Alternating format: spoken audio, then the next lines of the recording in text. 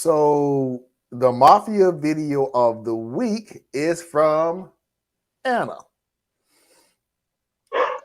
She sent me a video that I couldn't use, and I didn't want to that because it had music in the background. So I knew I'm not going to sit here and try to fight copyright infringement. Sometimes they let me through, sometimes they don't. And the funny thing about it is they're so a-hole about it that they can't just sit there and go, hey, you need to remove this music.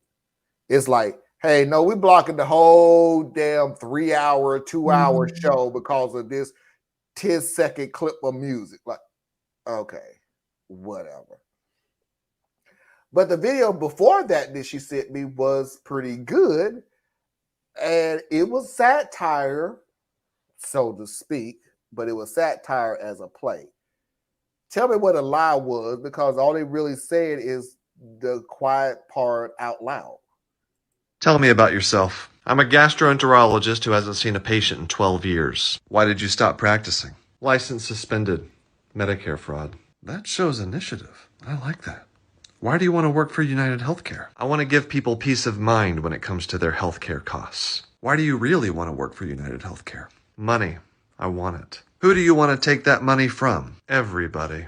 Even the poor and infirm? Especially the poor and infirm. Do you keep up with the latest medical advances? Absolutely not. How's your empathy? Non-existent. A neurosurgeon requests prior authorization for emergency removal of a brain tumor. How do you respond? We'll get back to you in 6 to 8 weeks. What brings you joy? Maximizing corporate profits while getting yelled at by desperate Americans with crushing amounts of medical debt. Here's a claim. Review it. Denied. Don't you want to look at it first? No.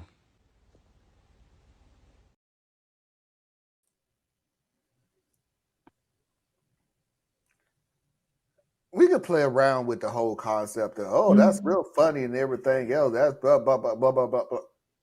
Really, that's what it is. Whether you want to say it out loud, whether you even say it, you're doing it. You don't have to say it at all, but that's what you're doing.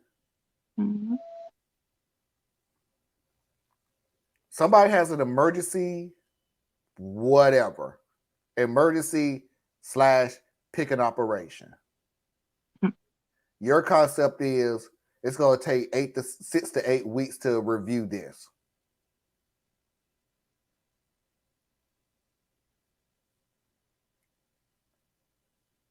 It's disgusting, but you don't care. It's deplorable, but you don't care. It's dangerous, but you don't care. It's not about the patient. It's about the money.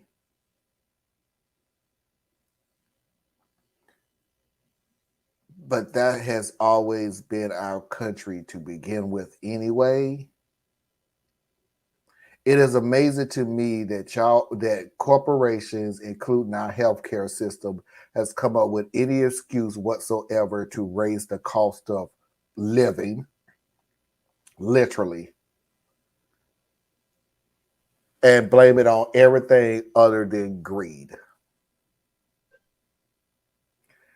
One of the two things that always popped in my head 50 million times is Obamacare.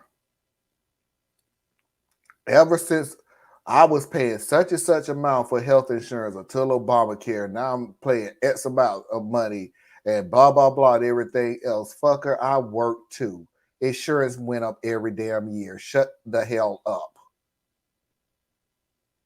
Obama could have not even existed and healthcare would have still went up. The second one was, if we pay employees living wages, i.e. McDonald's, Burger King, fast food, if we pay them minimum wages, then we have to raise the price of food. Meanwhile, we're raising the price of food. Remember when McDonald's had the 99-cent menu? When the last time you seen that?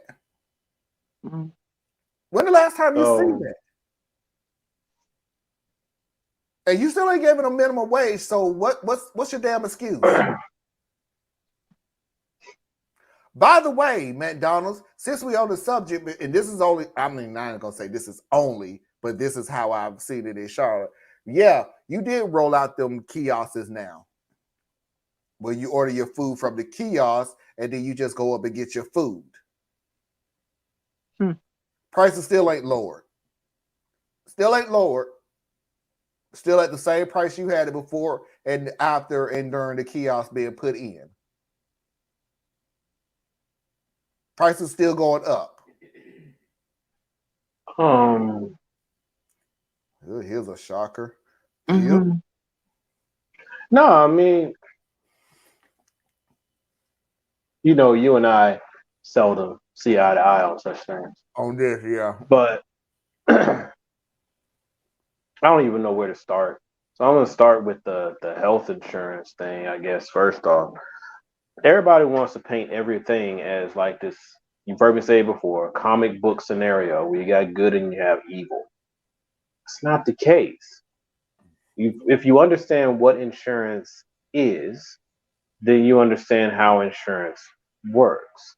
Insurance is taking the law of large numbers and also adjusting for adverse selection, right? So it's taking a little bit of money from a whole lot of people to pay for someone's care.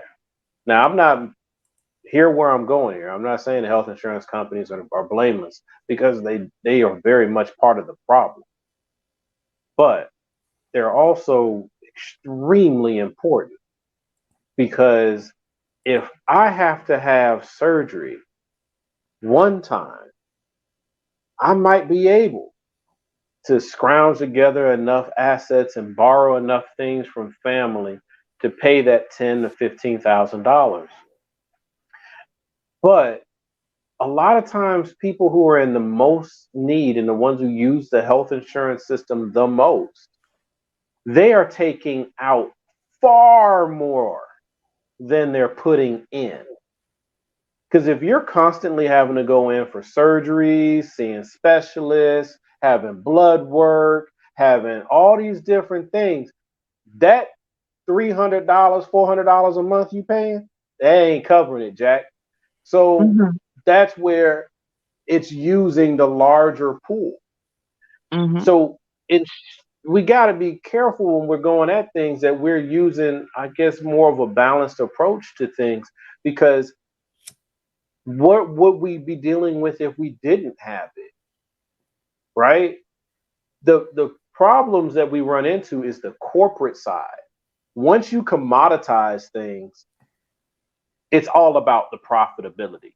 And that's what then stretches us away from what insurance is supposed to do and what businesses are supposed to do.